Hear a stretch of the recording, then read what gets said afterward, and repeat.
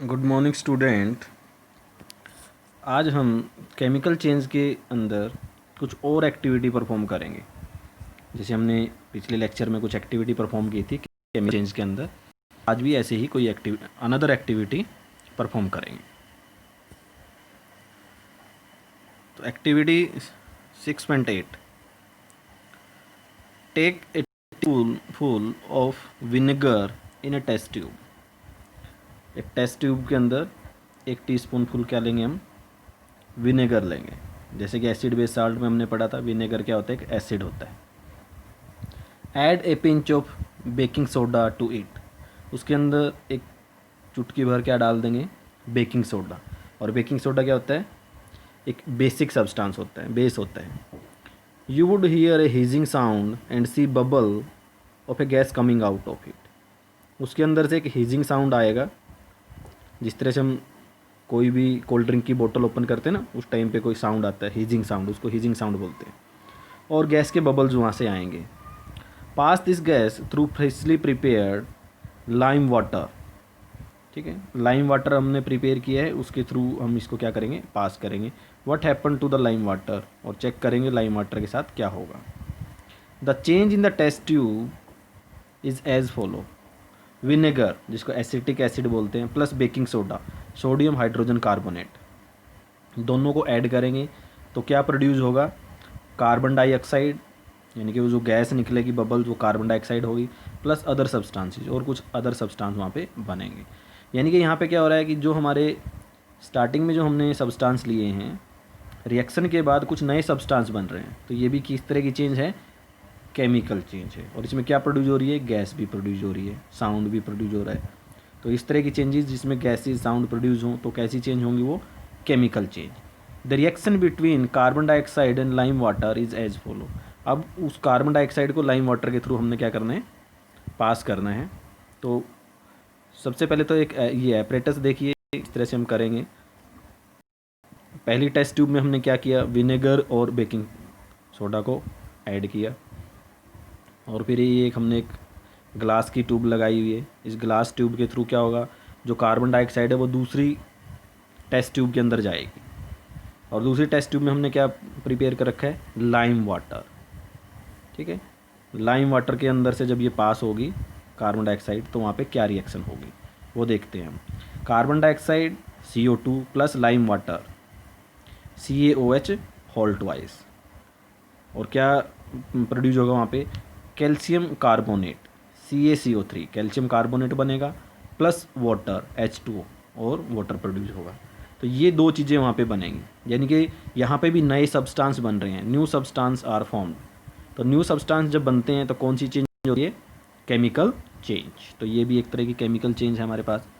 When carbon dioxide is pass through lime water, calcium carbonate is formed which make lime water milky. जब carbon dioxide को lime water के through हम pass करेंगे तो क्या बनता है, कैल्शियम कार्बोनेट बनता है। और जो लाइम वाटर है वो कैसा हो जाता है, मिल्की कलर का हो जाता है। The turning of lime water into milky is a standard test for carbon dioxide.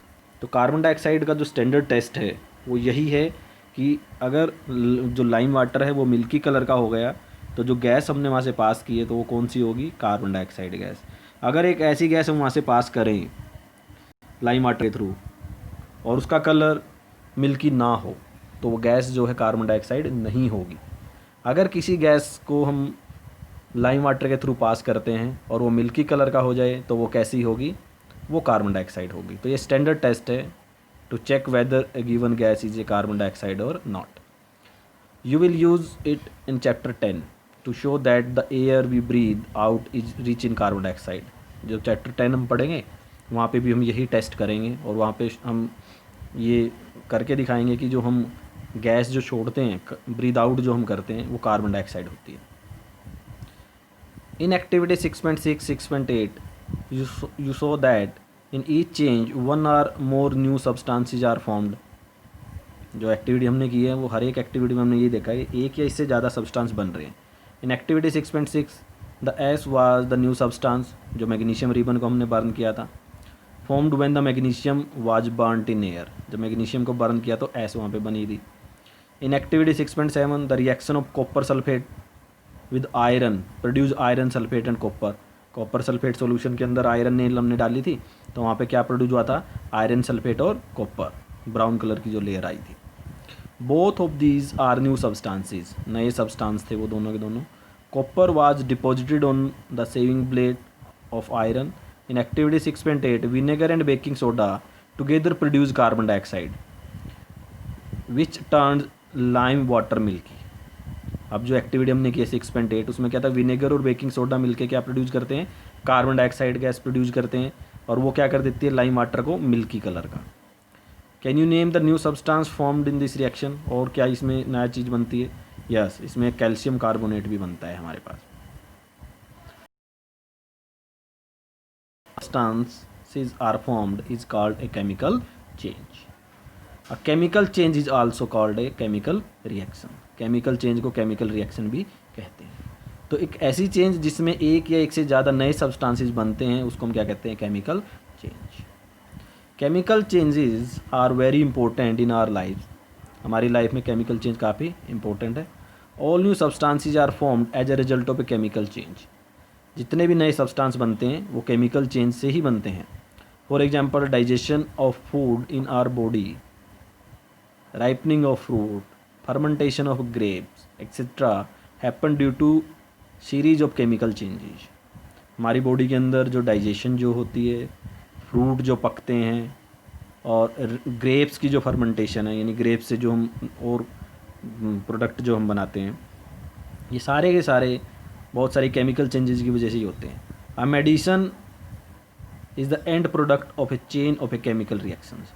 कोई भी मेडिसिन हम बनाते हैं उसमें बहुत सारी केमिकल रिएक्शंस पहले की जाती है, तब जाके कोई एक मेडिसिन बनती है. Use new material such as plastic and detergents are produced by chemical reaction. Useful new material, जितने भी हमारे नए मटेरियल है जैसे प्लास्टिक है, डिटर्जेंट है, ये भी केमिकल रिएक्शन से ही बनते हैं, केमिकल चेंजेस से बनते हैं. Ended every new material is discovered by studying chemical changes. कोई भी नया मटेरियल जो बनता है तो उसकी डिस्कवरी कैसे डिस्कवर किया जाता है, बहुत सारी केमिकल चेंज को स्टडी करके. We have seen that one or more new substances are produced in a chemical change. अब तक हमने क्या पढ़ा है कि केमिकल चेंज में एक या एक से ज़्यादा नए सब्सटेंसेस बनते हैं. In addition to new products the following may accompany a chemical change. भी नए प्रोडक्ट के साथ साथ ये कुछ फॉलोइंग चीज़ें हैं जो उसमें चेंजेस जो होती हैं केमिकल चेंज के अंदर. हीट, लाइट और any other radiation, ultraviolet may be given off or absorbed. किसी भी रिएक्शन के अंदर हीट प्रोड्यूस हो सकती है, या लाइट या अल्ट्रावायलेट रेडिएशन ये प्रोड्यूस भी हो सकती हैं और ये एब्जॉर्ब भी हो सकती हैं. साउंड में भी साउंड भी प्रोड्यूस हो सकता है. A change in smell may take place or new smell may be given off. जो पहले की जो स्मेल है उसमें कुछ चेंज हो सकती है या नई स्मेल वहाँ पे प्रोड्यूस हो सकती है. अ कलर चेंज में टेक प्लेस, कलर में कोई चेंज हो सकती है. अ गैस में बी फॉर्म्ड, गैस भी प्रोड्यूस हो सकती है. तो नए प्रोडक्ट के साथ साथ ये कुछ एक चेंजेस हैं जो केमिकल चेंज के अंदर हो सकती हैं. Let us look at some example. You saw the burning of magnesium ribbon is a chemical change. हमने पढ़ा है कि बर्निंग ऑफ मैग्नीशियम रिबन जो था वो केमिकल चेंज था. Burning of coal, wood, leaves is also a chemical change. तो जितने भी कोल, वुड या लीव्स को हम जलाते हैं वो भी क्या है, केमिकल चेंज है. यानी कि किसी भी चीज़ की जो बर्निंग है तो बर्निंग तो हमेशा ही क्या रहेगी, केमिकल चेंज रहेगी. In fact burning of any substance is a chemical change. Burning is always accompanied by production of heat. और जब कोई भी बर्निंग होती है, कोई भी चीज़ जलती है तो हीट प्रोड्यूस होती है. Explosion of fire work is a chemical change.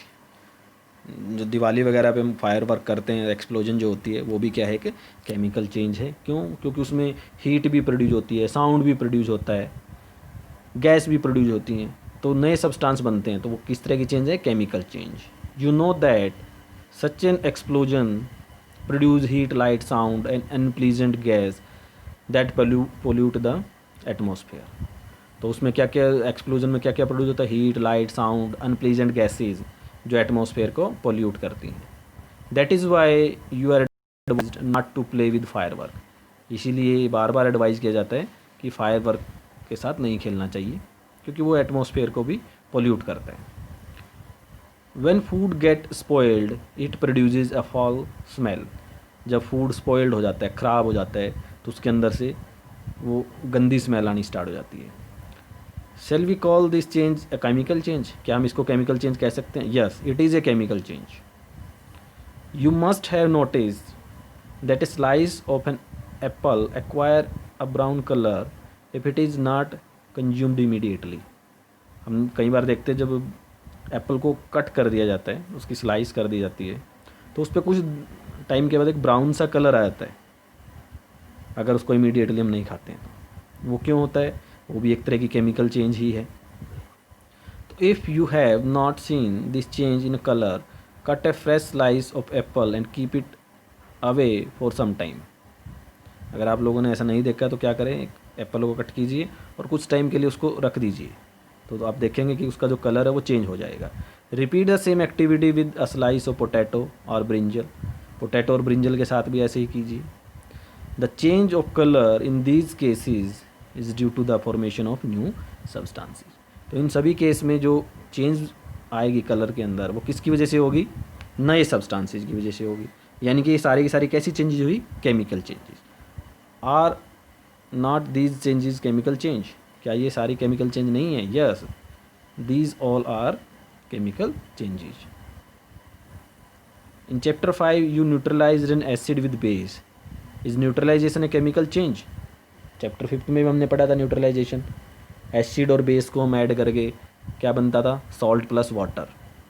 तो यस, वहाँ पे भी नए सब्सटेंसेस बनते थे। तो वो जो न्यूट्रलाइजेशन है, neutralization is also a chemical change.